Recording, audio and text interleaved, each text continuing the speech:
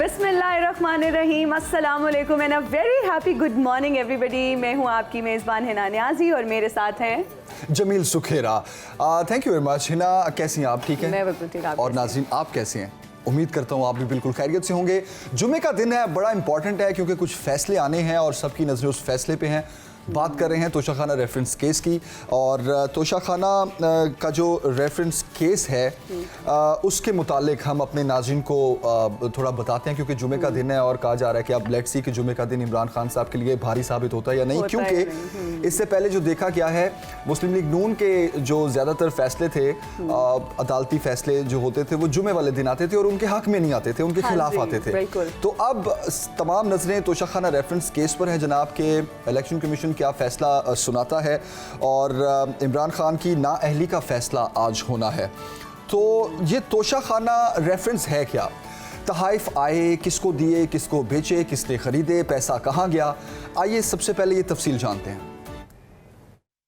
Election commission ने Toshakhana reference पर 19 सितंबर को फैसला महफूज किया था। स्पीकर कौमी असेंबली राजा परवेज अशरफ ने तोशाखाना केस की रोशनी में इमरान खान की नाअहली के लिए इलेक्शन कमीशन को रेफरेंस भेजा था। रेफरेंस में मौक़िफ़ अपनाया गया। इमरान खान ने अपने असासों में तोशाखाना से लिए गए तहाइफ और उन तहाइफ की फरोख्त से हासिल की गई रकम की तफसील नहीं बताई। इमरान खान के वकील ने मौक़िफ़ अपनाया, रकम कहाँ से आई इसका इलेक्शन कमीशन से ताल्लुक नहीं, मनी ट्रेल FBI का काम है, कमीशन का नहीं। कमीशन अरकान ने मार्क्स दिए, अगर कमीशन कुछ नहीं कर सकता तो स्पीकर के रेफरेंस भेजने की शिक क्यों डाली गई? इमरान खान ने 7 सितंबर को इलेक्शन कमीशन में अपना तहरीरी जवाब जमा कराया था। साबिक वजीर आजम ने बताया 1 अगस्त 2018 से 31 दिसंबर 2021 के दौरान वजीर आजम और उनकी अहलिया को 58 तहाइफ दिए गए। इमरान खान ने इतराफ किया कि उन्होंने बतौर वजीर आजम 4 तहाइफ फरोख्त किए थे।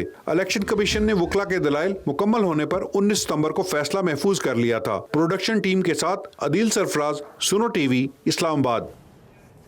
X secretary election commission Pakistan Kanwar Dilshad साहब और PTI की रहनुमा आलिया हमजा साहिबा हमारे साथ मौजूद हैं। आलिया हमजा साहिबा, बताइएगा क्या लग रहा है, आज क्या फैसला आने वाला है?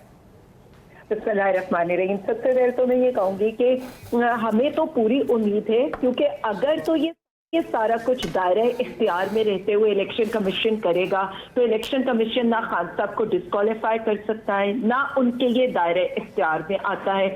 और दूसरा, हमने एक एक रसीद जमा करा दी है और उस रसीद के ऊपर हमने इवन अपने टैक्स रिटर्न जो खान साहब ने टैक्स पे किए हैं वो भी हमने अदा कर दिए हैं। ज्यादा से ज्यादा इलेक्शन कमीशन ऑफ पाकिस्तान ये कर सकता है कि FBI को असासों की डिक्लेरेशन का रेफरेंस भेज दे, क्योंकि स्पीकर का जो भेजा हुआ रेफरेंस है वो फ्रिवलेस भी है और इसमें कुछ भी टेंजिबल नहीं है। हम FBI की डिक्लेरेशन भी इसके साथ लगा चुके हैं और कल से हम जितने भी वकीलों को सुन रहे हैं वो ये बता रहे हैं कि ECP की ये बिल्कुल जो रिस्ट्रिक्शन में नहीं है कि वो खान साहब को या किसी भी पार्लियामेंटेरियन को आर्टिकल 62(1) एक्ट के तहत डिस्क्वालीफाई कर सके, क्योंकि election commission of Pakistan is not court of law.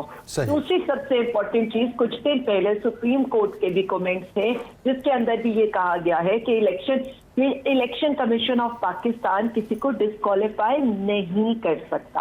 अब आप ये आ जाए और फिर हम इसमें ये भी ऐड करना चाहते हैं कि supreme court of Pakistan Hanif Abbasi case के अंदर भी ये बता चुका है कि अगर कोई ऐसा काम होगा जो इलेक्शन कमीशन की जो रिस्ट्रिक्शन में नहीं है, हम सिर्फ इतना समझते हैं कि खान साहब रसीदें जमा करा चुके हैं, खान साहब एक एक चीज डिक्लेयर कर चुके हैं। अगर कोई मिस एडवेंचर होता है, गॉड फॉरबिड, जो हम इनके पिछले डिसीजन से फोर्स ही कर सकते हैं, तो ये किसी के भी मफाद में नहीं जाएगा। बिल्कुल तो वही फैसला होना चाहिए जो आइन और कानून के लिहाज से किसी की मर्जी, मंशा, किसी को खुश करने के लिए अगर ये इलेक्शन कमीशन कोई फैसला करेगा तो नुकसान पाकिस्तान का होगा। जी जी जी, आपका पॉइंट ऑफ व्यू आ गया। आलिया साहिबा, साबिक secretary election commission Kanwar Dilshad साहब भी हमारे साथ है। जिस तरह आपने ये फरमाया कि इलेक्शन कमीशन का ये दायरा इख्तियार है ही नहीं कि वो नाअहली का फैसला कर सके या ना कर सके, तो कंवर दिलशाद साहब आपसे मैं ये पूछना चाहूँगा,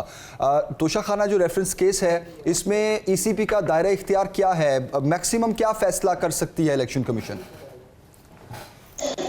मैं अभी गुफ्तगू सुन रहा था हमारी हमजा की, ये ठीक है, पार्टी की अहम रुकन रही हैं और अब भी अहम रुकन हैं तो उनको तो अपनी पार्टी के मफादात का ख्याल रखना इनकी पार्टी का बिल्कुल मैंडेट है। तो मैं तो सिर्फ आपकी एक आईनी और कानूनी तौर पर अपनी राय दे सकता हूँ, और सियासी बयान देना जो है मेरे मैंडेट में नहीं आता जी। तो सबसे बड़ी अहम बात यह है कि मैं ये इमरान खान साहब पाकिस्तान के नेशनल लीडर हैं, बल्कि इंटरनेशनल लीडर हैं, लेकिन उनके साथ जो एडवाइजर हैं या उनके साथ जो लॉ मेकर के जो मशवरा करते हैं वो उनको गलत रास्ते पर ले जाते हैं। अब खुद अली जफर ने जो बहुत बड़े कानूनदान भी हैं, इनके वालिद साहब मेरे गहरे दोस्त हैं, हमारे फैमिली रिलेशन है 64 से एसएम जफर साहब से जी। तो वो मुझे बड़ी हैरानगी हुई कि उन्होंने खुद सिर्फ अपने इलेक्शन कमीशन पाकिस्तान में दलाइल पेश किए कि जनाब आपके पास जो इख्तियारात ये हैं कि जब करप्ट प्रैक्टिस ज़ाहिर हो जाती है हक़ाइक़ छुपाने के सिलसिले में, तो आप इसका केस करप्ट प्रैक्टिस के तहत सेक्शन जो है हमारा 183 के तहत, तो आप इसको मुतल्लिका सेशन कोर्ट में भिजवा देंगे। खुद एतराफ़ कर लिया।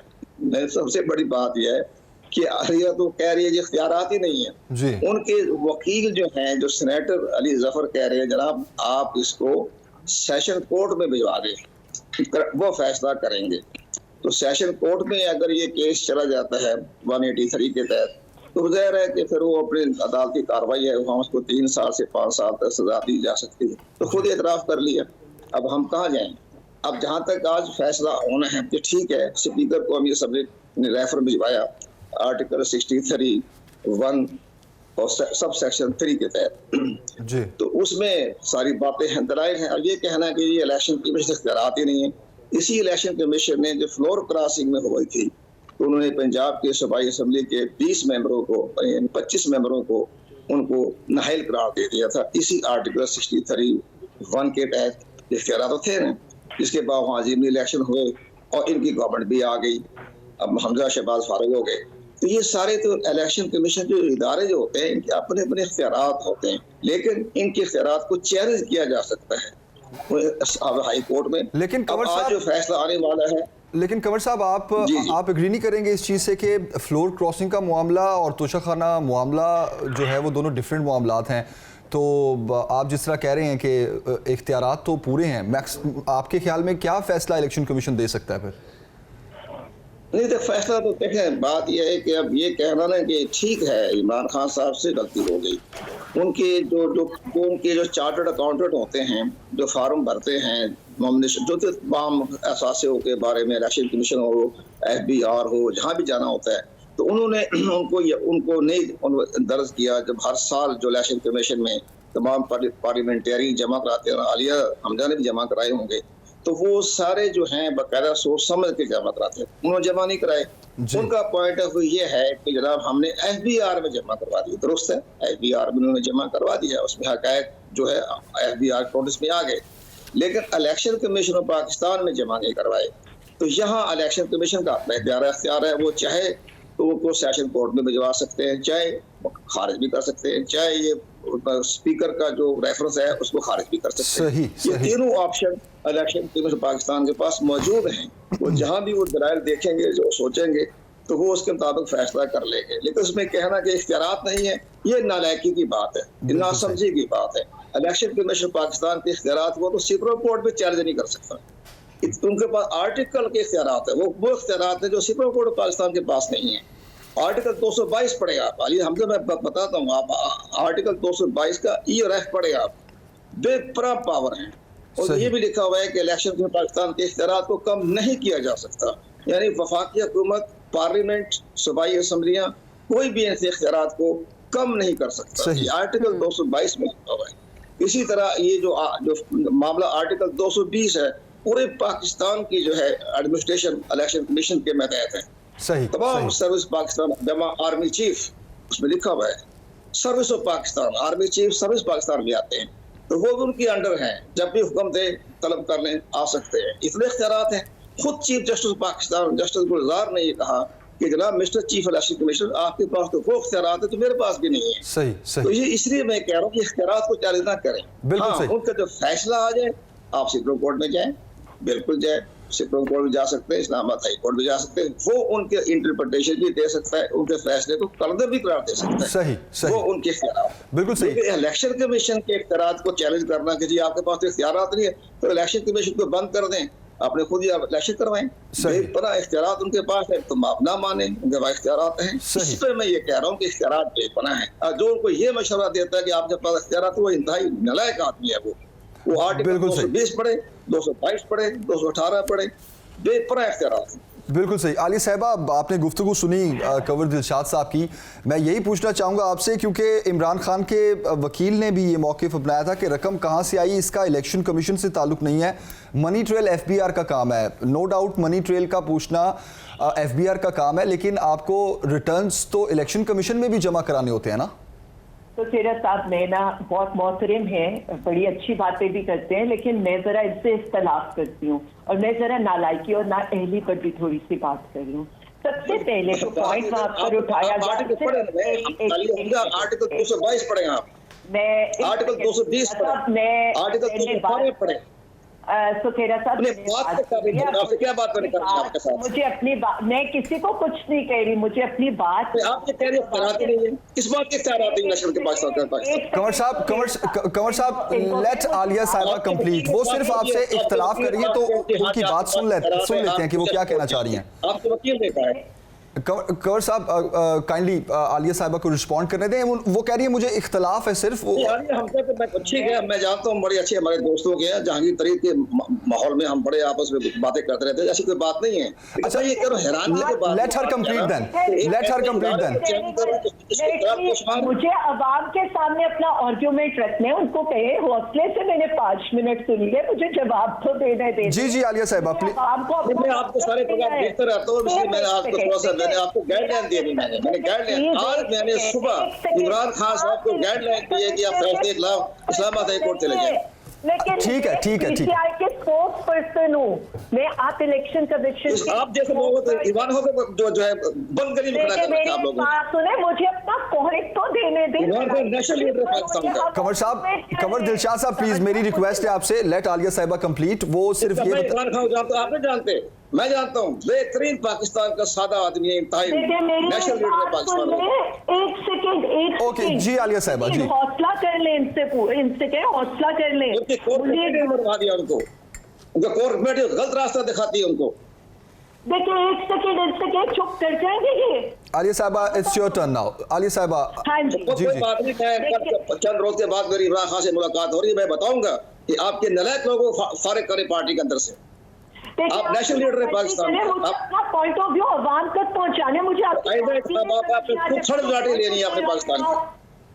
इन नलायकों के वजह शायद आप मुकदमा हार जाए। इनका माइक बंद करते, अगर ये डिबेट सुन नहीं सकते तो फिर आपको क्या पता इमरान खान कौन है? मैं जानता हूँ इमरान खान साहब को, आपको क्या पता इमरान खान कौन चीज? अच्छा ठीक है, कंवर दिलशाद साहब, कंवर दिलशाद साहब प्लीज, मेरी आपसे रिक्वेस्ट है, आप बिल्कुल सही कह रहे हैं, आप आईनी और कानूनी आपने तमाम इसकी बातें की हैं और आप ये कह रहे हैं कि इमरान खान साहब को गलत मशवरे दिए जा रहे हैं, तो आप आलिया साहिबा की भी सुन लेते हैं ना, आलिया साहिबा का पॉइंट ऑफ व्यू लेने दें प्लीज। प्लीज इनका माइक 2 मिनट के लिए बंद करके आप मेरी बात का जवाब, वो सुन रहे हैं। हमारे लीडर को मिसगाइड कर रही है, इमरान खान को मिसगाइड कर रहे हैं आप जैसे नालायक लोग। अच्छा ठीक है कंवर साहब, प्लीज आलिया साहिबा को बात करने दें, प्लीज आलिया साहिबा को, मेरी रिक्वेस्ट है आपसे। आप किस चीज के? इमरान खान वो लीडर है जिसने एक एक पाई का हिसाब दिए। मैं इमरान खान को जानता, आप नहीं जानती।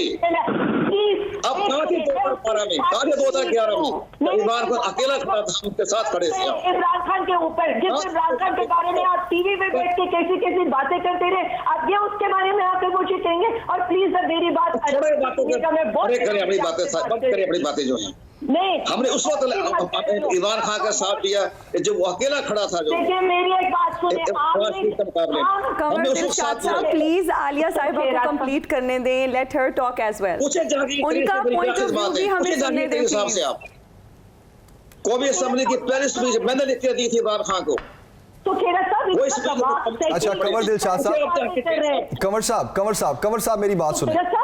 But he is talking about जी फजूल बातें कर रहे हैं, ये इमरान खान को मरवा रही है।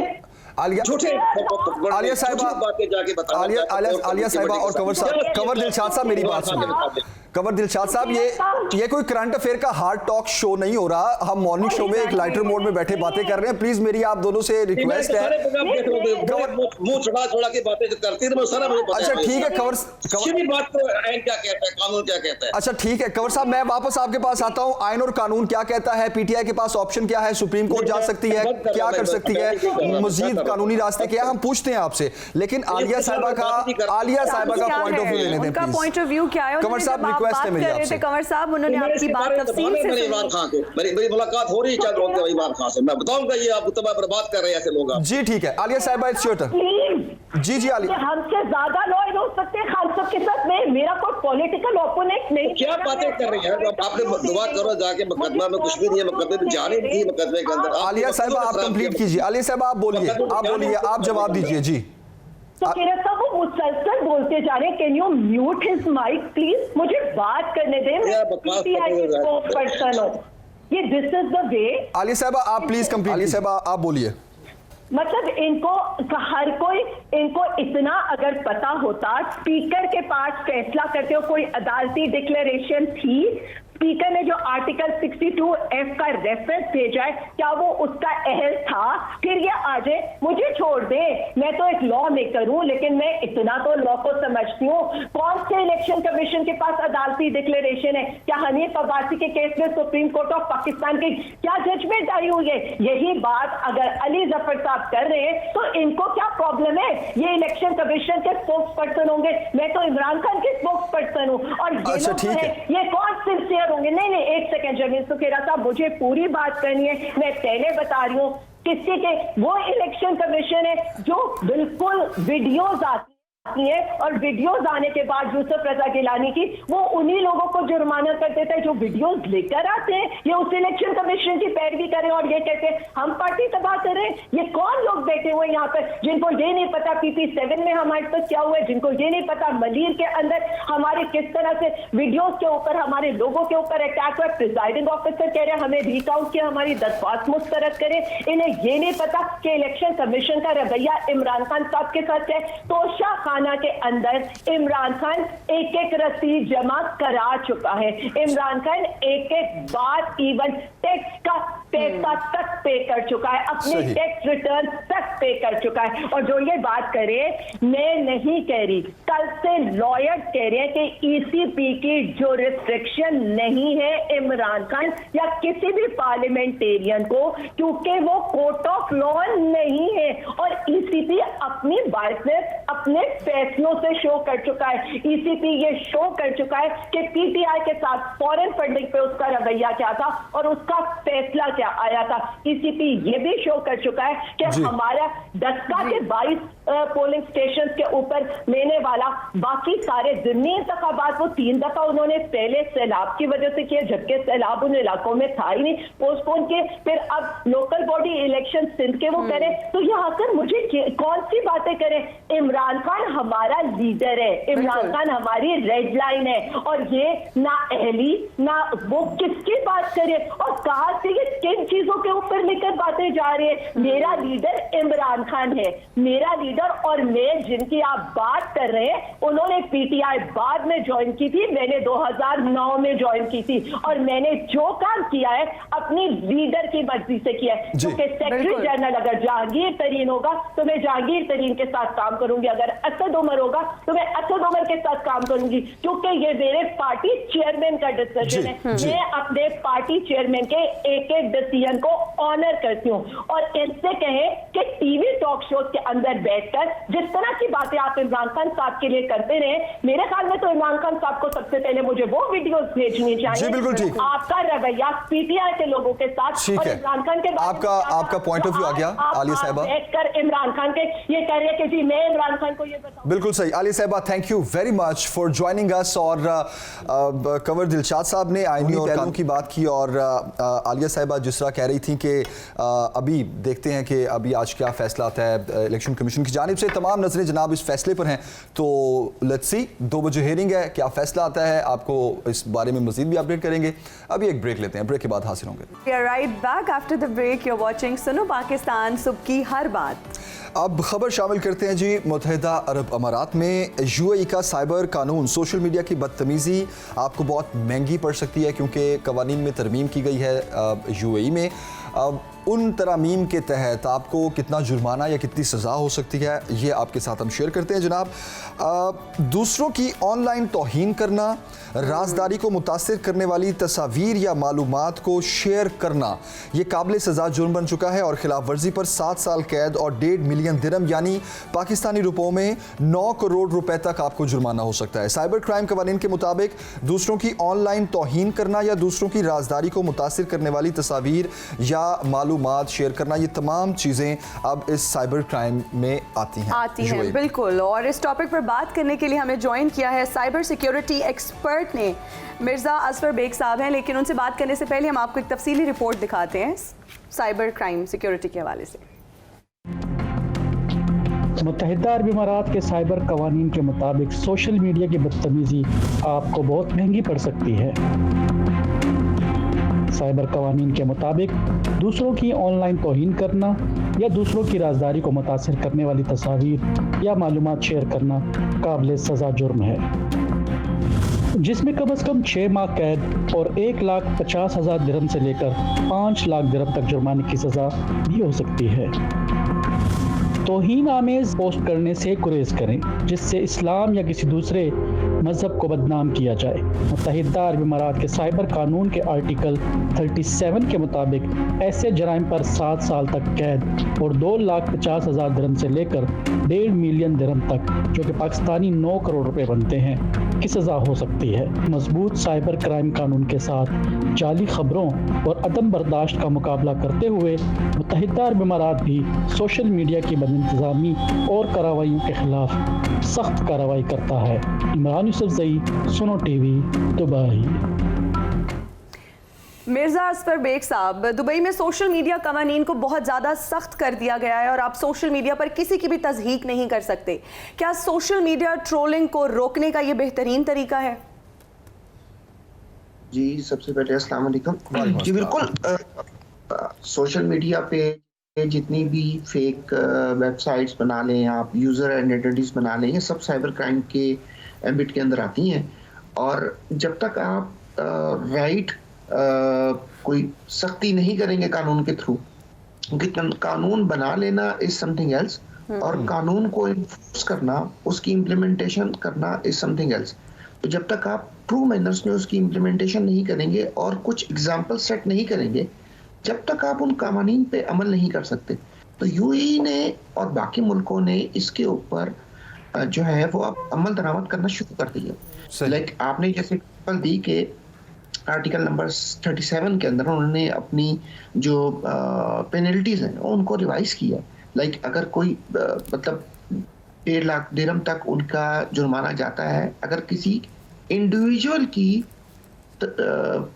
सोशल आईडी के ऊपर कोई फेक आईडी बन जाए या उसका डाटा चुरा लिया जाए या कोई फेक वेबसाइट बन जाए, तो इतना जुर्माना है। बट अगर किसी गवर्नमेंट एंटिटी के ऊपर, किसी गवर्नमेंट एंटिटी, यूएई की गवर्नमेंट एंटिटी की फेक वेबसाइट बन जाए या उसके किसी रिसोर्स का इस तरह फेक अकाउंट हैक हो जाए और यूजर आईडी जब बन जाए, उसके ऊपर तो मिलियंस ऑफ दिरहम का जुर्माना है। और ये इम्प्लीमेंटेशन हुई है, और जब तक ये इम्प्लीमेंटेशन नहीं होंगी, जब तक लोगों को ये चीज रियलाइज नहीं होगी, जब तक वो उसको पूरी तौर पे ऑब्जर्व करना शुरू नहीं करेंगे और उसके ऊपर जैसे कहते हैं अमल दरामद करना शुरू नहीं करेंगे, तो ये एग्जाम्पल सेट होना बहुत जरूरी है। सही।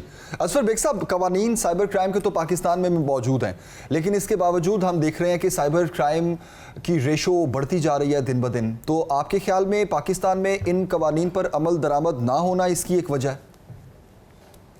देखें, एक वजह ये भी हो सकती है कि अमल दरामद ना होना। दूसरी चीज़, पाकिस्तान में बिल्कुल साइबर क्राइम के कवानीन मौजूद हैं, बट अगर आप दोनों मुल्कों के साइबर कवानीन को देखें, मोर और लेस पेनल्टीज एक जैसी हैं, बट इम्प्लीमेंटेशन का फ़र्क है और फिर रिविजन्स का फ़र्क है। पाकिस्तान में जो साइबर क्राइम बना था, लॉ बना था, वो मोस्ट प्रोबेबली जो लास्ट टाइम अपडेट हुआ वो 2016 में अपडेट हुआ, ठीक है। और now we are sitting at 2022, it means 6 years कि उसकी रिवीजन होनी चाहिए। और फिर यहाँ पे आप देखें, लोग ऑनलाइन आपको मैसेजेस आ रहे होते हैं आपको यहाँ पे मल्टीपल सोशल प्रोफाइल, एक बंदे की मल्टीपल सोशल प्रोफाइल्स बन रही होती हैं, तो लोग उस तरफ अभी इतना रुझान नहीं है।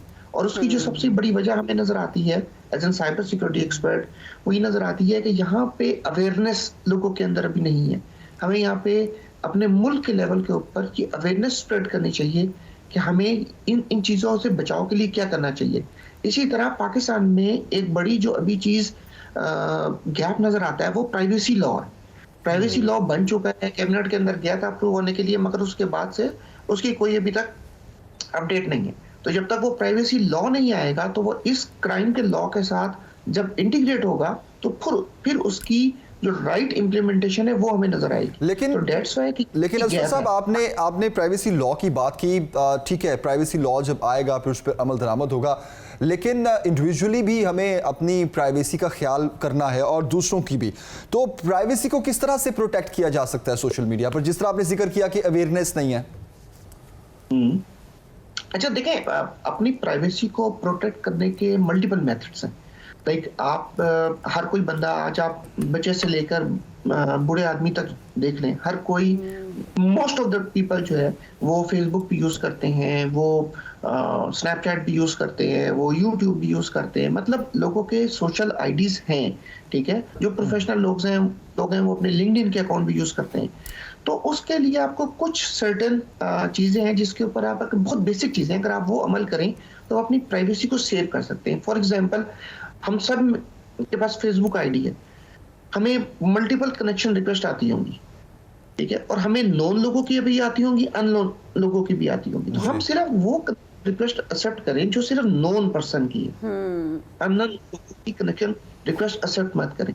उसके अलावा आप सोशल मीडिया के ऊपर, चाहे ट्विटर हो चाहे फेसबुक हो, आप अपनी लाइव लोकेशन मत कभी शेयर करें, ना अपनी डेली रूटीन शेयर करें, क्योंकि ये आपकी एक ऐसी इंफॉर्मेशन है जो कि लोग जिसको मिसयूज कर सकते हैं। सही। फिर इसके अलावा कभी आप अपनी आइडेंटिफिकेशन शो ना करें। लाइक अपना कभी CNAC नंबर मत दें, पासपोर्ट नंबर मत दें, ड्राइविंग लाइसेंस नंबर मत कभी शो करें। लोग बड़े एक्साइटेड होके जी मेरा ड्राइविंग लाइसेंस बन गया, उसकी पिक्चर लेके उसको पोस्ट कर देते हैं, बट ड्राइविंग लाइसेंस के ऊपर काफी पर्सनल इंफॉर्मेशन होती हैं, तो वो आपको शेयर नहीं करनी चाहिए। इसी तरह आप जो आपका लॉगिन क्रेडेंशियल्स है, जो आपके पासवर्ड है, उनको आपने बड़ा स्ट्रांगली और कॉम्प्लेक्स किस्म का पासवर्ड रखना होता है। हमने अपनी लाइफ के अंदर देखा है कि बहुत लोग बड़े सिंपल पासवर्ड रखते हैं, लाइक 1 2 3 4 5 6 7 8 या ABC या इस तरह का कोई कॉम्बिनेशन जो कि लोगों को इजीली गेसेबल हो। उससे क्या होता है कि जो वो इजीली गेसेबल पासवर्ड्स होते हैं वो बहुत जल्दी क्रैक हो सकते हैं, हैकर्स उनको बहुत जल्दी क्रैक कर सकते हैं। तो आपको पासवर्ड कॉम्प्लेक्स रखना है जिसके अंदर आप मल्टीपल कॉम्बिनेशंस रखें, एंड मोस्ट इंपॉर्टेंटली आपने 2 फैक्टर ऑथेंटिकेशन अपने लॉगिन क्रेडेंशियल पे लगानी है कि अगर आपका खुदा न खास्ता आपका पासवर्ड लीक भी हो जाता है तो आपके पास एक सेकंड फैक्टर ऑथेंटिकेशन होनी चाहिए। आजकल सब ऑफर करते हैं, फ्री ऑफ कॉस्ट ऑफर करते हैं। मिर्जा साहब ये भी बताइएगा कि हैकर्स से किस तरह से बचा जाए, और अगर अकाउंट हैक हो जाता है तो उस सूरत में सबसे पहले क्या किया जाए? अच्छा देखिए, अकाउंट हैक होने की सूरत में भी कुछ जिसे कहते हैं, मैं आपको रिकमेंडेशन दे सकता हूँ कि देखिए, सबसे पहले ये होता है कि आपका किस सोशल मीडिया का अकाउंट हैक हुआ है।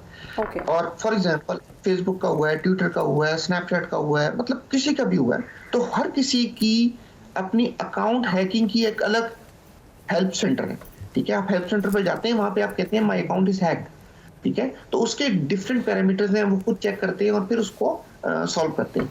मगर अगर फॉर एग्जांपल आप उसके ऊपर नहीं जाते तो, और अगर आपके पास लॉगिन, आपको पता चलता है कि आपकी कोई फेक प्रोफाइल बनी हुई है, तो आप कहते हैं यार मेरा प्रोफाइल हैक हो गया, तो आप सबसे पहले जाएं अपने अकाउंट के अंदर, लॉगिन करें और देखें कि आपके अकाउंट पे किसी और ने एक्सेस तो नहीं लिया। तो ये नजर आ जाता है सेटिंग्स में और प्राइवेसी टैब्स के अंदर चीजें नजर आ जाती हैं। सही। फिर अपने पासवर्ड को सबसे पहले आप चेंज करें with complexity and 2 factor authentication.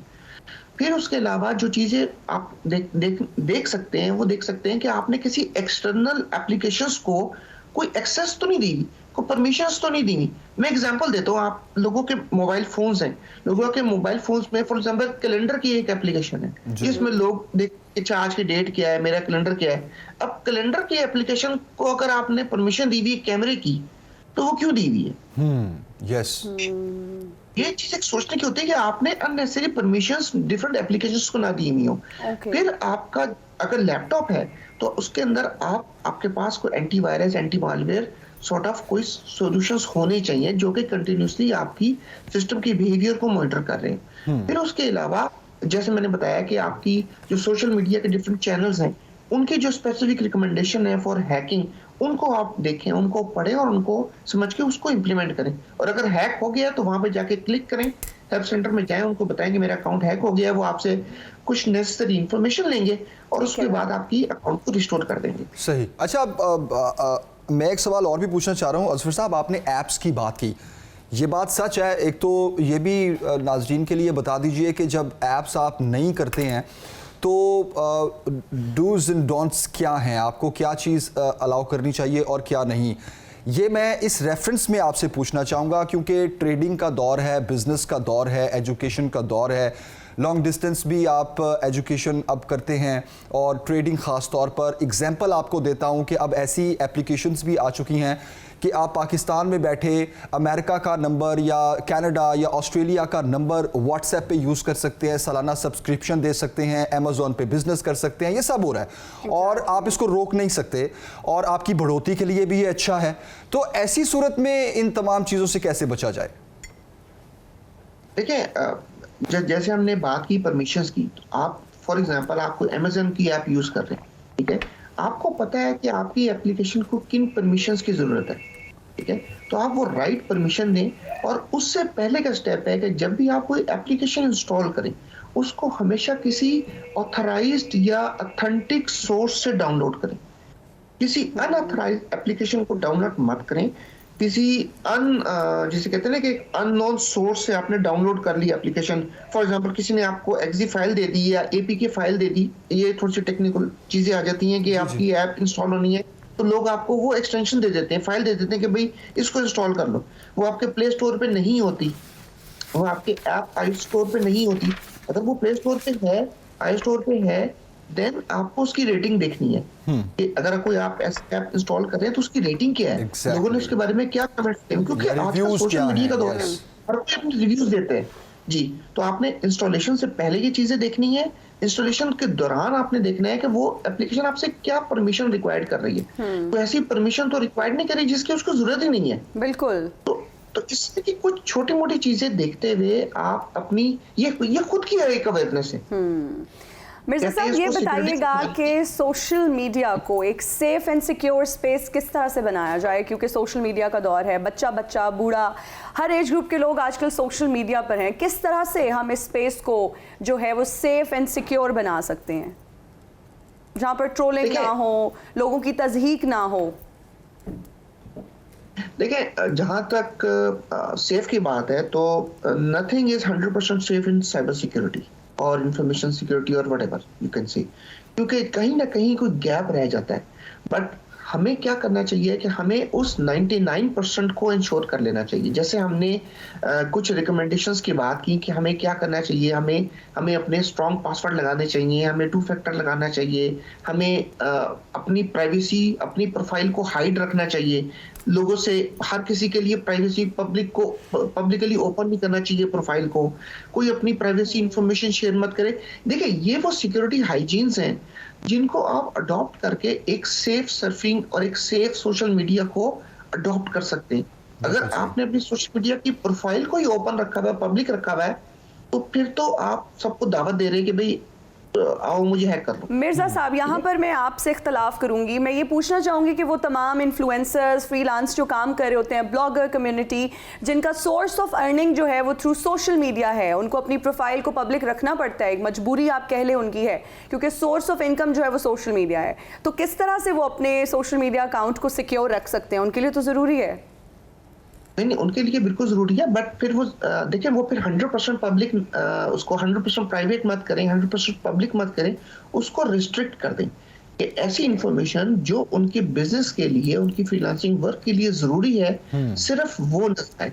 फिर उसके अलावा जैसे हमने ऑथेंटिकेशन की बात की, आपने अपने सिस्टम को सिक्योर रखना है, आपने अपने आप को सिक्योर, अपने माइंड को उस साइट पे रखना है कि यार अगर मैंने कोई ऐसी चीज यहाँ पे अपने अबाउट सेक्शन में रख दी, अपनी प्रोफाइल के अंदर रख ली जो कि एक्सप्लॉइट हो सकती है, तो एटलीस्ट उसको वहां से रिमूव कर दें।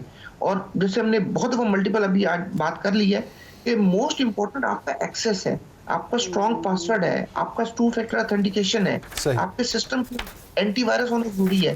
ये बहुत बेसिक चीजें हैं जिससे आप अपनी प्रोफाइल को रिस्ट्रिक्टेड एक्सेस के अंदर ओपन भी रख सकते हैं और उसको क्लोज भी रख सकते हैं। बिल्कुल सही। अच्छा, अब लास्ट क्वेश्चन अजहर साहब मैं आपसे पूछना चाहूंगा कि बच्चों से मोबाइल अब आप नहीं छीन सकते। घरों में कोशिश तो ये की जाती है कि बच्चा फोन यूज ना करे, लेकिन वो फोन यूज करता है, इवन सोशल मीडिया यूज करता है, और फेसबुक और इंस्टा तो दूर हो गया, अब तो स्नैपचैट का दौर है और टिकटॉक का दौर है। तो पेरेंट्स का ही वो फोन होता है जो बच्चे यूज कर रहे होते हैं, या पेरेंट्स ने जो बच्चों को खुद दिए होते हैं फोन।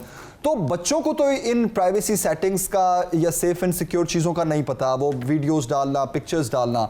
तो ऐसे में क्या उस फ़ोन की कुछ इस तरह की सेटिंग की जा सकती है, या बच्चों की अवेयरनेस के लिए हमें स्कूल लेवल पर ये अवेयरनेस फैलाना होगी? देखें जी, अवेयरनेस तो आपको फर्स्ट ऑफ ऑल अवेयरनेस तो आपको हर लेवल पे लेके जानी है, चाहे आप उसको स्कूल लेवल पे लेके जाएं, कॉलेज, यूनिवर्सिटी, अपने घर से स्टार्ट करें, अवेयरनेस स्टार्ट करनी है। फिर उसके अलावा आपकी बात बिल्कुल सही है कि आप बच्चों को नहीं रोक सकते, तो आप देखें, आप ये भी नहीं करें कि आप उनको बिल्कुल ही 100% रोक दें कि यार अपने फोन यूज नहीं करना, फिर तो वो डल हो जाएंगे, फिर तो वो टेक्नोलॉजी और दुनिया के साथ चल ही नहीं पाएंगे। हाँ, टाइम बेस्ड एक्सेस हो सकती है, और अपनी क्योंकि देखें आपको भी पता है कि आज के इंटरनेट पे क्या क्या चीज अवेलेबल है। हमने अपने बच्चों को, अपने आने वाली जनरेशन को उन चीजों से भी रोकना है। तो एक रेस्ट्रिक्टेड माहौल के अंदर, एक प्रॉपर गवर्नेंस के अंदर, you can give them the mobile, you can give them the liberty कि वो उस चीज को यूज करें, सोशल मीडिया प्लेटफॉर्म को यूज करें, बट एक कंट्रोल्ड एनवायरनमेंट के अंदर, एक टाइम बेस्ड एक्टिविटी के अंदर। बिल्कुल सही, बिल्कुल सही। मिर्जा असफर बेग साहब, साइबर सिक्योरिटी एक्सपर्ट हमारे साथ थे। आपके वक्त का बहुत शुक्रिया, और बहुत अच्छी ये डिस्कशन और हर एंगल से इसको हमने कवर किया। मुझे एक असफर साहब की सारी डिस्कशन से मुझे, और आपने जो पूछा कि हम अब कमाने का भी जरिया सोशल मीडिया है, तो पब्लिक फिगर्स क्या करें। मैं कल ही एक वीडियो देख रहा था कि एक खातून है, इट वाज लाइक शायद जापानीज एक वीडियो थी, जिसमें वो लड़की हर चीज सोशल मीडिया पे डालती है। अच्छा। वो खाना खा रही है तो पिक्चर बना रही है, वो घर के बाहर है, उससे कोई मिलने आया है तो वो पिक्चर बना रही है, वो कॉलेज गई है या काम पे गई, हर चीज की वो पिक्चर कर रही है। अच्छा, अब हैकर ने क्या किया, उसने जब वो खाना खा रही है तो उसने जो बिल पे किया, तो उसने जो पिक्चर बनाई हुई उसमें उसका कार्ड था, उस पर उसका नाम था। अच्छा, फिर उसने घर के बाहर एक पिक्चर ली तो घर के पीछे एड्रेस था। तो वो उस वीडियो में दिखाया गया कि 4-5 चीजें हैकर ने इकट्ठी की, उसका नाम, एड्रेस, उसके कार्ड नंबर, पर्सनल डेटा सारा लिया, और विद इन 5 मिनट्स उसने उसका क्रेडिट कार्ड, डेबिट कार्ड सारा हैक कर लिया। और चार्ज हो गया वो, क्योंकि ये पूरी दुनिया में कहीं भी चार्ज हो सकता है, ठीक है, वो जो CVV सारी चीजें होती हैं वो। तो खैर, ये इन चीजों का ख्याल रखना बहुत जरूरी है। हर चीज सोशल मीडिया पर डालना जरूरी नहीं है। ठीक है, एक ब्रेक लेते हैं जनाब, ब्रेक के बाद वापस आएंगे। स्टे विद अस, देखते रहिए सुनो पाकिस्तान, सुबह की हर बात। And we are right back after the break. You are watching Suno Pakistan, सुबह की हर बात। और अब कुछ इंटरेस्टिंग न्यूज आपसे शेयर करेंगे। सिंगापुर में 80,000 पौधों और दरख्तों वाले टावर का इफ्तिताह हो चुका है जी जनाब। कैपिटा स्प्रिंग टावर है ये, और सिंगापुर के बारे में हम आपको थोड़ा बताते हैं कि सिंगापुर जो है वो रकबे के लिहाज से एक छोटा मुल्क है। लंदन के रकबे जितना ये एक पूरा मुल्क है, और इसकी आबादी भी कम है, और चूंकि कंक्रीट बहुत ज़्यादा है, लोगों की रिहाइश का जो मामला, तो ऐसे में ग्रीनरी लगाना, सब्ज़ा उगाना वहाँ पर एक प्रॉब्लम कह लें या मुश्किल था, इशू था। तो जनाब, ये एक टावर बनाया गया है, शीशे और एल्यूमिनियम से बना कैपिटा स्प्रिंग टावर, सैकड़ों फुट बुलंद है, जहाँ कुछ इस तरह से ये सब्ज़ा उगाया गया है जो हर तरफ से नज़र आता है। और आप इसकी पिक्चर्स भी देख रहे हैं, वो सीढ़ियां हों, वो छत हो, वो दीवारें हों, उसको पूरा जो है वो सब्जे से कवर किया गया है। और इस इमारत को डेनमार्क की कंपनी हार्के ने डिज़ाइन किया है, और इस इमारत में, इस पूरे टावर में वो पौधे लगाए गए हैं जो कि सिंगापुर में पाए जाते हैं, आम पाए जाते हैं, और इसमें फूलों वाले पौधे भी लगाए गए हैं, फ्रूट्स वाले भी बहुत सारे पौधे लगाए गए हैं। और जी इस पूरे टावर को बिल्कुल। बायोफाइलिक कहा गया है। बिल्कुल। और इसमें जो पौधे और दरख्त लगाए गए हैं उसमें फल सब्जियां भी हैं, बिल्कुल। पुदीना धनिया भी है। हाँ जी, पुदीना और धनिया भी है। वैसे ये हम अपने अगर एडिबल पत्ते भी हैं। एडिबल पत्ते भी हैं, एग्जैक्टली। बड़े अच्छा, मैं तब सोच रही थी कि एडिबल पत्ते कौन से होते हैं वैसे। वो हम होते हैं, वो आप खा सकते हैं, लाइक आप जैसे पालक है, हाँ ठीक है, तो पालक आप खा सकते हैं। सैलेड लीव्स इवन एडिबल हैं, यस, लेटस है। बिल्कुल बिल्कुल बिल्कुल। तो जनाब ये पिक्चर्स जब मैं देख रहा था तो मुझे लंदन का स्काई गार्डन याद आ गया। मैंने जब लंदन विजिट किया तो मेरी बड़ी ख्वाहिश थी कि मैंने स्काई गार्डन जाना है। अच्छा। तो वो इतने हाइट पे है, थॉमस रिवर के बिल्कुल साथ है ना, और उसका जो टॉप फ्लोर है स्काई गार्डन उसको कहा जाता है। हाँ जी। वो सबसे ऊंची बिल्डिंग है और उसमें इतने दरख्त हैं और सब्जा है और उसको कहीं जंगल का वो दिए लुक दी गई है और लाइक ग्रीनरी है। और बताया ये कि दरख्त या पौधे उगाना ये नहीं कि जमीन ही चाहिए, कि वो लैंड ही चाहिए आपको। तो ये सिंगापुर की मिसाल जो है ना, ये कैपिटल स्प्रिंग टावर, ये भी एक ऐसी ही मिसाल है कि जनाब आप पौधे जो हैं वो first second third fifth floor पे भी लगा सकते हैं और सर सब्ज इमारतें आप लगा सकते हैं, माहौल दो टावर्स जो हैं वो आप लगा सकते हैं और इनकी बहुत ज़्यादा ज़रूरत है। हमें अपने इर्द गिर्द भी इस तरह की चीज़ों को जो है ना प्रमोट करना चाहिए। हमने हमेशा अपने प्रोग्राम में अपने प्लेटफॉर्म से अपने व्यूअर्स को ये मैसेज देते हैं कि अपने घर में पौधे लगाएं, माहौल को साफ रखें, आलूदगी से बचाएं। और बल्कि आने वाले दिनों में हम एक प्लान कर रहे हैं टॉपिक के घरों में सब्जियां किस तरह उगाई जाएं, क्योंकि फूलों के पौधे और ये तो होते ही हैं। होम गार्डनिंग किस तरह की जाए, होम गार्डनिंग में खास तौर पर खाने की चीजें लाइक सब्जी किस तरह उगाई जाए, धनिया और किचन गार्डनिंग जिसको कहा जाता है, इसमें हम बात करेंगे आने वाले दिनों में। हम इसको प्लान कर रहे हैं बेसिकली, और ऐसा प्लान कर रहे हैं कि एक ही एपिसोड में आपको समझ आ जाए। अच्छा जी, आगे बढ़ते हैं। नेक्स्ट खबर है दुबई से। दुबई गोल्डन इकामा। ये खबर कुछ इस तरह है कि मुत्तहिदा अरब अमारात ने ये गोल्डन इकामा अपने अपने शोबों के माहिरीन के लिए जारी किया। गोल्डन इकामा आजकल बहुत से लोग सुन रहे हैं कि 5 इयर्स का वीजा दे रहा है यूएई, और उसमें आप वहां जाकर जॉब सर्च भी कर सकते हैं। जरूरी नहीं आपके पास स्पॉन्सरशिप लेटर हो, वहां जाकर आप रह भी सकते हैं और रहकर भी अपनी जॉब तलाश कर सकते हैं। जैसे ही आपको जॉब मिलेगी तो आपको स्पॉन्सरशिप और आपका एक वो कार्ड बन जाएगा और वो सिलसिला वहां पर शुरू हो जाएगा रिहायशी वाला। और गोल्डन इकामा के जो हामिल बैरून मुल्क से आने वाले लोग हैं, जिसमें डॉक्टर्स हैं, फार्मासिस्ट हैं, टीचर्स हैं, वकला हैं और भी बहुत सारे माहिरीन जो हैं, और उनकी तनख्वाह के बारे में कहा जा रहा है कि 30,000 दिरहम जो है उनकी तनख्वाह का होना लाजमी है, जरूरी है। बिल्कुल बिल्कुल बिल्कुल। और इसके अलावा वर्क परमिट, तालीम, कम से कम ग्रेजुएशन या मुसावी, मुकम्मल हेल्थ इंश्योरेंस और फैमिली का मेडिकल इंश्योरेंस होना भी गोल्डन इकामा की शराइत में शामिल है। इस स्कीम से डॉक्टर्स, फार्मासिस्ट और टीचर्स मुस्तफीद हो सकते हैं। चूँकि जिस तरह आपने ही ना सैलरीज का जिक्र किया, तो ये भी शराइत में से है कि 30,000 दिरहम जो हैं वो सैलरी यहाँ तक की सैलरीज हों। यस, और इसके साथ ये पर्क्स भी दिए जाएंगे। और अपने नाज़रीन को बताते चले कि इससे कबल माहिरीन तालीम गोल्डन इकामा की कैटेगरी में शामिल नहीं थे, तो अब टीचर्स भी इस कैटेगरी में शामिल हैं, डॉक्टर्स और फार्मासिस्ट के साथ। बिल्कुल जनाब, हर वो शख्स, हर वो टीचर या हर वो फार्मासिस्ट या डॉक्टर जो दुबई में जाकर रोजगार के मौके तलाश करना चाहता है, तो उनके लिए खबर बहुत अच्छी है। बिल्कुल, इसमें वकला भी शामिल हैं जी, लॉयर्स भी इसमें शामिल हैं। वेलकम टू सुनो पाकिस्तान। और अब हम आपसे शेयर करेंगे कुछ पॉजिटिव न्यूज़, कुछ अच्छी खबर पाकिस्तान के हवाले से। जमील, क्या खबर है? यह जनाब कि FATF की ग्रे लिस्ट में पाकिस्तान रहेगा या नहीं, इसका फैसला आइंदा 2 रोज़ में होने जा रहा है। पाकिस्तान ने एक तवील सफ़र तय किया है FATF की ग्रे लिस्ट से निकलने के लिए। FATF है क्या, इसकी ग्रे लिस्ट में होने का मतलब क्या है, पाकिस्तान ने कौन कौन से निकात पर अमल किया और क्या अच्छी उम्मीद लगाई जा रही है, और FATF की ग्रे लिस्ट से निकलने के बाद पाकिस्तान का इमेज कितना बेहतर होगा, मस्बत असरात क्या होंगे। और इस टॉपिक पर बात करने के लिए हमें प्रोग्राम में ज्वाइन कर चुके हैं इकोनॉमिस्ट सवेल हुसैन साहब। जी सर, बताइएगा ग्रे लिस्ट से निकलने पर पाकिस्तान को मौशी तौर पर क्या फ़ायदा होगा और क्या गैर मुल्की सरमायाकारी बढ़ेगी और कितनी बढ़ेगी? अच्छा जी, पहली बात तो ये है कि हमें देखने की ज़रूरत है कि हमें इससे नुकसान क्या हुआ है ग्रे लिस्ट में होने की वजह से, और वो 3 तरह के नुकसान हुए हैं या होते हैं ममालिक को जो इस लिस्ट पे होते हैं। पहला कि आपकी जो एक्सपोर्ट्स है उसके ऊपर आपको एक नेगेटिव इम्पैक्ट आता है।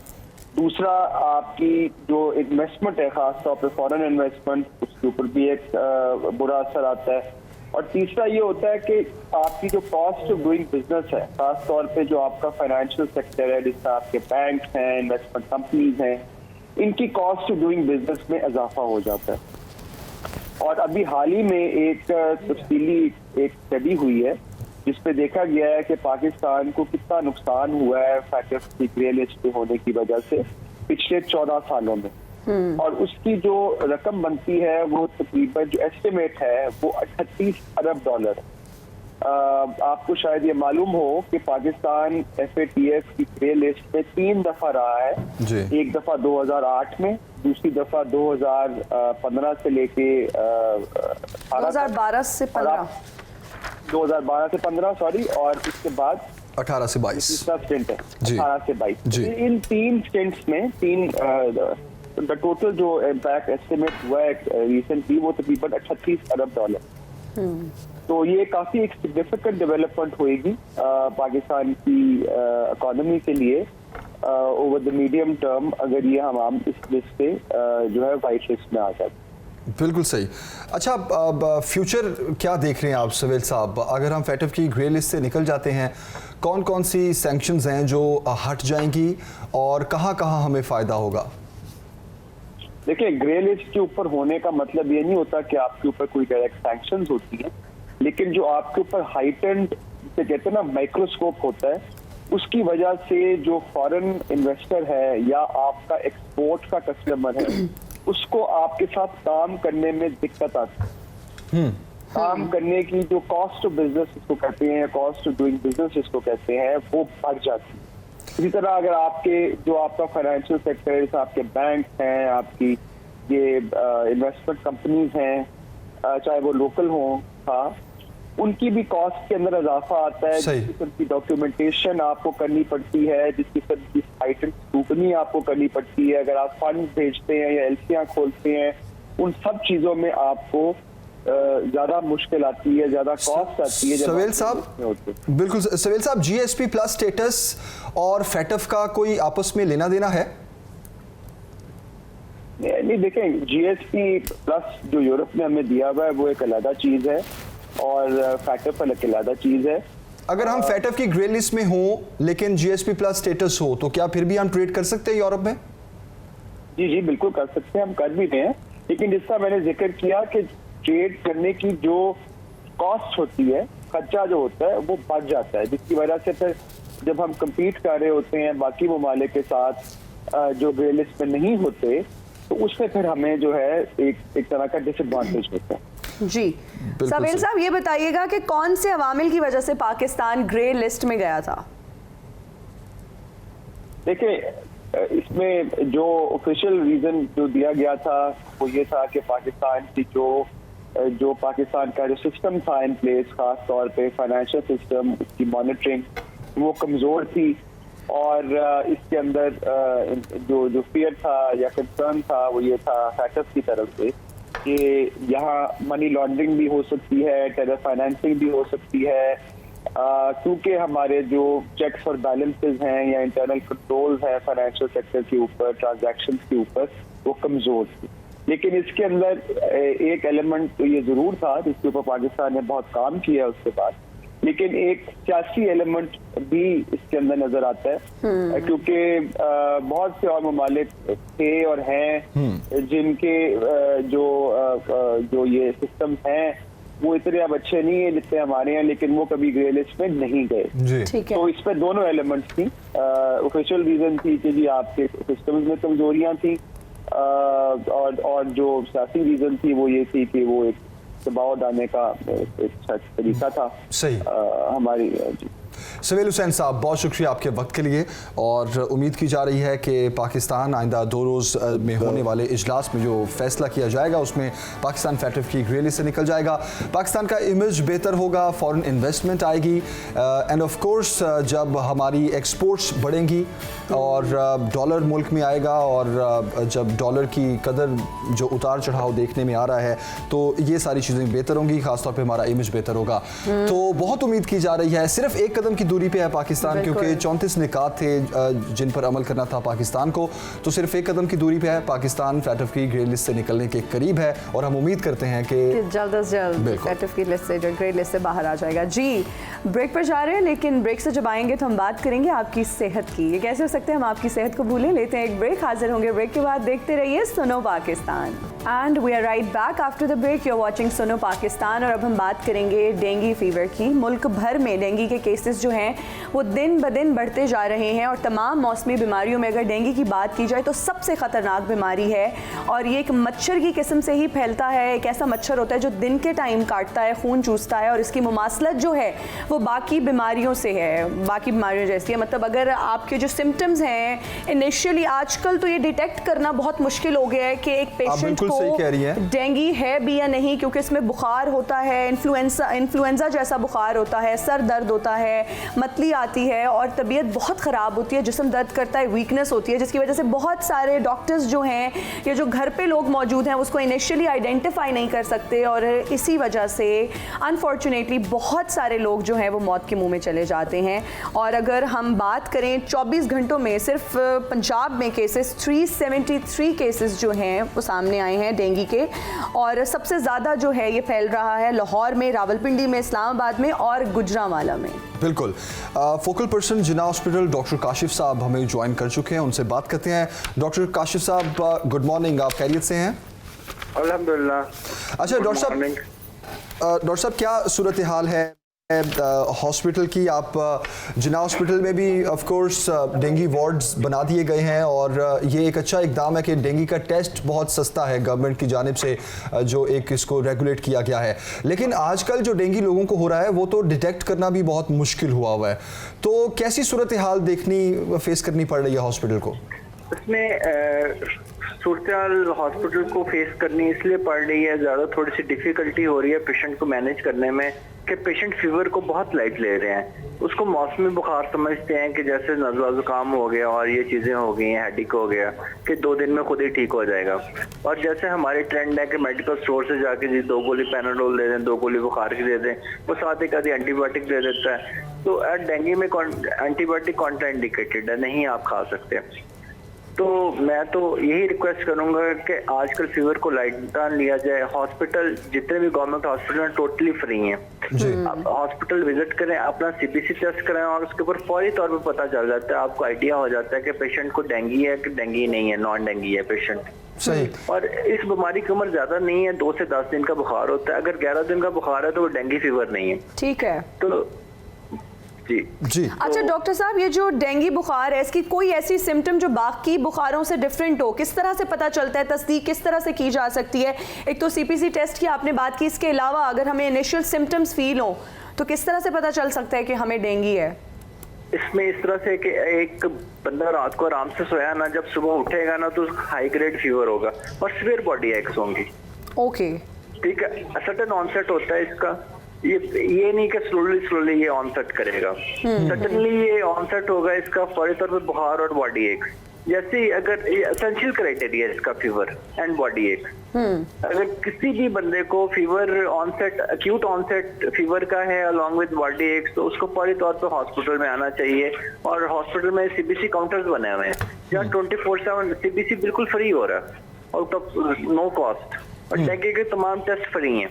सही। अच्छा, प्लेटलेट्स काउंट अगर कम हो जाता है, डॉक्टर साहब अक्सर लोग टेस्ट करवा रहे हैं और उनका प्लेटलेट्स काउंट ठीक है, लेकिन जिस तरह आपने बताया कि हाई फीवर बॉडी एक्स होते हैं उनको, तो वो ये समझते हैं कि शायद हमें डेंगू नहीं है। तो प्लेटलेट्स का कम होना जो है वो ज़रूरी है या और भी वजह हो सकती है? नहीं, बिल्कुल भी ज़रूरी नहीं है प्लेटलेट का कम होना। 3rd डे पे और 4th डे पे प्लेटलेट्स कम नहीं होते, WBC कम होते हैं। अच्छा, फिर 4th डे के इनिशिएशन पे जब 4th डे ऑफ फीवर होता है फिर प्लेटलेट्स गिरना शुरू होते हैं। उसको हम लीकी फेज कहते हैं कि जो प्लेटलेट्स हैं वो जाया नहीं होते, वो बॉडी के अंदर लीक कर जाते हैं और ये मैकेनिज्म रहता है 48 आवर्स का। 48 आवर्स के बाद उनका रिवर्सल स्टार्ट हो जाता है। 6th और 7th डे पे अगर पेशेंट इन टाइम आ गया है तो 6th और 7th डे पे उसकी कंप्लीट रिकवरी हो जाती है। ठीक है। डॉक्टर साहब, इसकी एहतियाती तदाबीर क्या है? अगर एक पेशेंट को डेंगू हो जाए तो इससे किस तरह से फिर बचा जाए, किस तरह क्या किया जाए? अगर उसको डेंगी हो गया है तो फिर तो उसको हॉस्पिटलाइज होना चाहिए। Plenty of drinks and Panadol, ठीक है, ORS। बेसिकली नमकियात, थीम ये है कि नमकियात वाला पानी जाना चाहिए और डिहाइड्रेशन नहीं होनी चाहिए। अगर डिहाइड्रेशन हो जाएगी, नमकियात वाला पानी नहीं पिएगा तो प्रॉब्लम क्रिएट होगी। सादा पानी को अवॉइड करना चाहिए। ORS बना लिया, स्कंजबिन बना ली, अगर गला खराब नहीं है तो साथ में फ्रेश जूसेस ले लिए, लेकिन रेड ड्रिंक्स नहीं पीने चाहिए, ना ही डिस्प्रिन लेनी चाहिए, क्योंकि डिस्प्रिन जो है वो ब्लड थिनर है। और जो रेड ड्रिंक से अगर खुदा न खास्ता कोई पेशेंट ब्लीड करेगा तो फिर उसमें डिफरेंशिएशन करना मुश्किल होता है कि ये अनार का जूस इसने पिया हुआ है कि ये ब्लड है। बिल्कुल सही। डॉक्टर साहब, टोटके बहुत मार्केट में आम हुए हुए हैं डेंगू को लेकर के, पपीते का जूस पिए या एप्पल का जूस पिए, इस तरह के बहुत से टोटके हैं। तो क्या ये हेल्पफुल वाकई होते हैं? नहीं, जूसेस हेल्पफुल होते हैं क्योंकि उनके अंदर नमकियात होते हैं। बेसिकली थीम ये है कि नमकियात वाला पानी, वो बेशक जूस की फॉर्म में ले लें, आप स्कंजबिन की फॉर्म में ले लें, ORS की फॉर्म में ले लें। ठीक है। डॉक्टर साहब, कहा अक्सर लोग ये भी कह रहे हैं कि डेंगू सिर्फ एक बार होता है जिंदगी में, इज दैट सो? नहीं, ऐसे नहीं होता। डेंगू जो है ना, अगर आपको एक दफा डेंगू हो गया और रिकवरी आपकी हो गई है तो 90 डेज तक डेंगू एंटी एंटीबॉडीज बन जाती है। 90 डेज आपको डेंगू नहीं होगा, 90 डेज के बाद दोबारा हो सकता है आपको। डॉक्टर साहब, ये भी कहा जा रहा है कि डेंगू की भी मुख्तलिफ इकसाम है। अगर आपको एक किस्म का डेंगू हो गया तो फिर आपको वो वाली टाइप का डेंगू दोबारा नहीं होगा? नहीं, ऐसी बात नहीं है। डेंगू के 5 टाइप्स हैं, डेन 1, 2, 3, 4 और 5, जिसको नॉन टाइपेबल कहते हैं। इसमें जो डेन 1 और डेन 4 है ना, ये डेंगू फीवर कॉज करता है। और अगर किसी एरिया में एक पेशेंट को फीवर है ना डेंगू का, तो इसकी वो एसिम्प्टोमेटिक है, माइल्ड है, मॉडरेट है, सीवियर है। सीवियर के अंदर वो पेशेंट शॉक में चला जाता है, वो लीकी फेज में चला जाता है, तो उसमें 60 घरों के अंदर स्प्रे होना चाहिए, उस पूरे इलाके को क्लियर करना चाहिए ताकि वहां पे कोई मच्छर या इस तरह की चीज बाकी ना रहे। सही। डॉक्टर साहब, हमने माजी में देखा कि डेंगू को कंट्रोल करने के लिए, जिस तरह आपने स्प्रे का जिक्र किया, तो गलियों में भी स्प्रे किया जाता था, स्मोक के जरिए भी किया जाता था, घरों में भी किया जाता और गवर्नमेंट की तरफ से ही किया जाता था। लेकिन इस बार जो है ऐसा नहीं किया जा रहा। आपको नहीं लगता कि बहुत जरूरत है ऐसे इकदाम उठाने की? नहीं, बिल्कुल बहुत अशद जरूरत है और इसको क्लोजली मॉनिटर करना चाहिए। जो फील्ड टीम्स हैं और जो DTOs हमारे फील्ड में काम कर रहे हैं उस पर बड़ी मेहनत कर रहे हैं। इशू ये है कि इस दफा डेंगू आया एज ए एपिडेमिक, मतलब लाहौर के मुख्तलिफ एरिया से पेशेंट, हर एरिया से तकरीबन पेशेंट आ रहे हैं। कुछ एरिया से वहाँ से ज्यादा आ रहे हैं, कुछ एरिया से कम आ रहे हैं, लेकिन लाहौर का कोई एरिया ऐसा नहीं है जहाँ से डेंगू पेशेंट ना आ रहे हो। तो फील्ड टीम्स के अंदर जो हमारे पास जो लोग हैं वो कम है, तो केस रिस्पॉन्स जो है 4 to 6 आवर में हो जाना चाहिए आइडियली, वो थोड़ा सा डिले हो जाता है। डॉक्टर साहब, आपने बात की कि अगर डायग्नोज होता है डेंगू तो उसको फौरन अस्पताल लेकर आना चाहिए पेशेंट को। क्या घर पर इसका इलाज मुमकिन नहीं है? घर पे इसका इलाज हो सकता है अगर पेशेंट समझदार हो, इंटेलिजेंट हो और वो डॉक्टर जिसके साथ उसने राब्ता किया है उसको एक्यूरेटली उसने डायग्नोज करके सही ट्रीटमेंट लिखा है। फ्लूइड उसका सही जा रहा है, अच्छा उसका यूरिन आउटपुट ठीक है और उसकी वो रेस्ट कर रहा है, ठीक है, उसको फीवर नहीं हो रहा, पैराडोल से या IV पैरास्टामोल से उसका फीवर कंट्रोल्ड है, तो वो 2 to 10 डेज में रिकवर हो जाएगा। सेल्फ लिमिटिंग डिजीजेस में अपना कोर्स पूरा करना ही होता है 10 दिन का। सही। सिर्फ पैरासीटामोल और पैनाडोल ही है सिर्फ इसका इलाज, इसके अलावा कोई मेडिकेशन नहीं है डॉक्टर साहब? पैरासीटामोल और अगर लीवर खुदा न खास्ता इन्वॉल्व हो जाता है तो फिर 6-7 डेज पे हम एंटीबायोटिक स्टार्ट कर सकते हैं कुछ टाइम के लिए। ओके, बिल्कुल सही। डॉक्टर साहब, थैंक यू वेरी मच, आपने हमें वक्त दिया और इस पर तफसील से हमारे साथ बात भी की। और जिस तरह डॉक्टर साहब ये कह रहे थे कि बहुत से इकदाम करने की अभी भी ज़रूरत है और एपिडेमिक की सूरत इख्तियार कर चुका है। लाइक पूरे लाहौर से केसेस रिपोर्ट होने का मतलब ये है कि ऐसा नहीं है कि किसी इलाके में ज़्यादा केसेस आ रहे हैं या किसी में कम आ रहे हैं, पूरे का पूरा शहर ही इससे इफेक्ट है और इस जल्द अज जल्द इससे जो है वो बचाव भी मुमकिन है। और अगर आप बीमार फील कर रहे हैं या बॉडी एक्स फील कर रहे हैं, जिस्म दर्द है, तो फौरी डॉक्टर पे जाइए। ये ना कीजिए कि बस पैनाडोल ले ली और बुखार ठीक हो गया, दर्द आप नेक्स्ट डे उठेंगे आप कमजोर फील करेंगे, बिल्कुल, और 2-3 दिन बाद मजीद आपको कमजोरी फील होगी। और वैसे तो जमीन हमारे हुकूमत की, जो हमारी हुकूमत की जिम्मेदारी है कि उस पे इसके लिए कोई इकदाम करें, लेकिन अगर नहीं करी हमारी हुकूमत और इस तरफ कोई तवज्जो नहीं दे रही तो हमें अपने अपने घरों में डेंगू का स्प्रे जो है वो कराना चाहिए, टीम को बुलाना चाहिए। कैंपेन चलती थी, कितनी पानी खड़ा ना होने दें, बिल्कुल, और घर sprays घर आते होते थे। बिल्कुल। चलो इस दफा भी वो टीम घर आई है, उन्होंने चेक किया है और फिर वो चेक करके चले गए, उसके बाद कुछ भी नहीं हुआ। तो मैंने तो अपने घर में डेंगू का स्प्रे करा लिया, क्योंकि मेरे घर में मैंने स्पॉट किया डेंगू का एक मच्छर, जिसके बाद मेरे बाजू पे आके बैठा ही है अभी डेंगू का मच्छर के। मैंने जो है घर में कैसे पता चला कि वो डेंगू का मच्छर? क्योंकि उसके ऊपर ब्लैक से था और व्हाइट उसके ऊपर स्पॉट्स थे, और वो साइज में भी काफी बड़ा था। लेकिन मेरी खुशकिस्मती है कि वो जैसे आके बैठा मेरे बाजू पे, मैंने फौरन से उसको स्पॉट कर लिया, और फिर मैंने इंटरनेट से गूगल से नंबर लिया और उन्होंने आके हमारे घर में स्प्रे करवाया। बिल्कुल, जिसके बाद 2.5 घंटे हमें घर से बाहर रहना पड़ा, और उनकी वो कुछ प्रिकॉशंस थी। आई थिंक जरूरी है हमें अपने अपने घरों में करवाना चाहिए। बिल्कुल, एक ब्रेक लेते हैं जनाब, ब्रेक के बाद वापस आएंगे, stay with us. Welcome back जनाब। ICC men's T20 world cup की बात करेंगे। मुकाबले जारी हैं, क्वालिफाइंग राउंड्स के बाद अब जो ग्रुप मैचेस स्टार्ट हो चुके हैं। सबसे बड़ा टाकरा संडे को होने जा रहा है, पाक भारत टाकरा। सबकी नजरें इस मैच पर हैं, और ये भी कहा जा रहा है कि उस दिन बारिश भी कंफर्म है। 96% जो है वो रेन की प्रेडिक्शन है उस दिन, लेकिन लोगों ने टिकट्स वगैरह जो है ना वो फौरन से खरीद दिए हुए हैं, और लोग बहुत ज्यादा एक्साइटेड हैं, लोग तरजीह दे रहे हैं। आपकी क्या विश है कि बारिश हो उस दिन? बिल्कुल भी नहीं यार, मैं ये बिल्कुल नहीं चाहती कि बारिश हो, क्योंकि लोग बहुत ज्यादा एक्साइटेड हैं और हम जो है ना इस मैच को देखने के लिए। अच्छा, आप मैच देखने के लिए एक्साइटेड हैं? ओके, वरना लोग तो जिनके पास टिकट्स हैं वो ये दुआ इसलिए कर रहे हैं कि हमने जाके देखना था और हमारे पैसे जाया हो जाएंगे। इरफान ज़हीर साहब हमारे साथ हैं, उनको शामिल गुफ्तगू करते हैं और मैच पर थोड़ा डिस्कस करते हैं। इरफान साहब, गुड मॉर्निंग, आप खैरियत से हैं? जी अल्हम्दुलिल्लाह जी, थैंक यू। हो रहा है फिर मैच पाक भारत? दुआएं तो सारे मेरा ख्याल है पहले यही करेंगे कि मैच हो, और अगर हो तो फिर पाकिस्तान जीते, अगर हमने नहीं जीतना तो बारिश ही होती है। अच्छा इरफान साहब, शाहीन अफरीदी ने स्क्वाड ज्वाइन कर लिया है, टीम पर क्या असर पड़ेगा? देखें, ये एक ऐसा यूनिकनेस इसकी है शाहीन शाह अफरीदी की कि ये शायद दुनिया में ऐसा बॉलर है जो अपने 80% मैच के अंदर पहले ओवर में ही आउट कर लेता है। इसका जो फेयर एलिमेंट बाकी टीम के अंदर, ओपनर टीम्स के अंदर आता है, वो दैट इज़ अमेजिंग। और ये एक ऐसा, इवन ODI हो, T20 हो, T20 में थोड़ा ज़्यादा हमें उसमें नज़र आता है, मज़ा आता है कि वो पहले ओवर के अंदर आउट करते हैं। तो ये अभी जिस तरह अभी हमने देख भी लिया, जो अफगानिस्तान के खिलाफ जो पाकिस्तान ने प्रैक्टिस मैच खेला, उसमें भी उन्होंने इसी तरह ही आउट किए। तो बड़े खूबसूरत किस्म का स्पेल उन्होंने किया, और वो बता रहे थे कि मैं पहले से ज़्यादा फिट हूँ। तो ये बड़ा खुशाइन साइन है, और मेरा ख्याल है कि पाकिस्तानी जो बॉलिंग लाइनअप है वो मज़ीद स्ट्रेंथन भी होगी, और इसमें जो हमारा पेस अटैक जो लैक कर रहा था डेथ ऑफ बॉलिंग के अंदर भी, वो भी इम्प्रूव होगा। इरफान साहब, प्लेइंग 11 में कोई चेंज करेंगे कप्तान साहब या नहीं? देखिए, अभी जमील 10 मिनट पहले की न्यूज़ है कि शान मसूद को हेड पे बॉल लगी है ड्यूरिंग प्रैक्टिस मैच, उन्हें अभी हॉस्पिटल लेके जाया जा रहा है। उनका स्कैन होगा, फिर पता चलेगा। मुझे लगता है कि शायद सीरियस किस्म की उनको इंजरी है, जिसकी वजह से मुझे लगता है कि शायद वो पहला मैच ना खेल पाएँ। फ़खर का भी अभी डाउटफुल है, क्योंकि उनका रिहैब चल रहा है। उनकी भी यही न्यूज़ आई थी कि 1-2 मैचेस में शायद उनको रेस्ट दिया जाए। तो ये अब देखना पड़ेगा दोनों में से कौन फिट होता है और किसको पहले मैच में चांस दिया जाता है। बट मेरा मानना ये है कि फ़खर का खेलना ज़्यादा ज़रूरी है, क्योंकि हमें एक ऐसा बैट्समैन चाहिए टॉप ऑर्डर के अंदर जो तेज़ खेले, एग्रेसिव क्रिकेट खेले। तो फ़खर ज़्यादा अप्रोप्रिएट है, क्योंकि शान भी अच्छा खेलते हैं, बट उनकी जो मेथड है खेलने का वो समहाउ बाबर और रिजवान जैसा है। तो हमें तेज़ खेलने वाला ज़रूर चाहिए, जो नंबर 3 पे ही एटलीस्ट आके तेज़ खेले।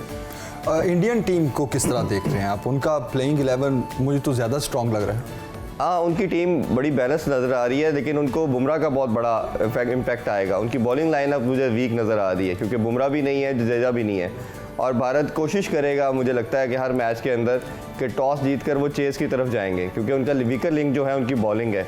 अभी मैं रवि शास्त्री की परसों एक स्टेटमेंट देख रहा था, वो ये कह रहे थे कि शायद ये विराट कोहली का और रोहित शर्मा का लास्ट T20 वर्ल्ड कप, और इसके बाद वो रिटायरमेंट ले लें। अच्छा। उन्होंने कहा कि हमने 2007 में बिल्कुल नई टीम बनाई थी, जिसमें धोनी की कैप्टनसी में टाइटल जीता था। उस टाइम गंगुली थे कैप्टन, और फिर इसी तरह तेंदुलकर थे, ड्रेविड थे, बहुत बड़े नाम थे।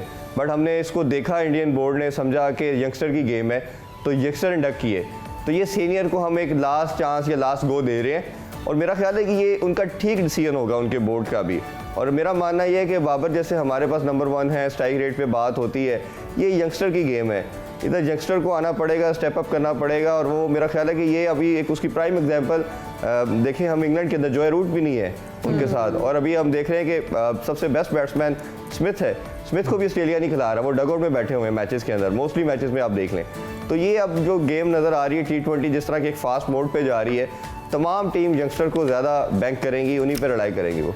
ठीक हो गया है। सुपर 12 मरहले जा रही हैं इरफान साहब, उसमें भी थोड़े अपसेट्स हो रहे हैं। जी जी, क्या उस पे आपका तज्जिया? पहले कल वाले मैचेस की अगर थोड़ी सी बात कर रहे हैं तो वेस्ट इंडीज़ क्वालिफाई कर चुका है, नीदरलैंड कर चुका है। मेरा ख्याल है यही दोनों टीमें डिजर्व करती थी, ज़्यादा अच्छी क्रिकेट खेल रही थी, और मेरा ख्याल है कि अगर हम चारों टीमों में से देखें तो इन्हीं का बनता था सुपर 12 में आना, और आज भी इसी तरह 2 टीमें क्वालिफाई करेंगी। ये भी बड़ा ज़बरदस्त किस्म का ग्रुप बन चुका है। इस पूल के अंदर भी 2 टीमें जाएंगी, और दोनों टीमों में से जो आज विनिंग टीम होंगी वो आगे क्वालिफाई करेंगी।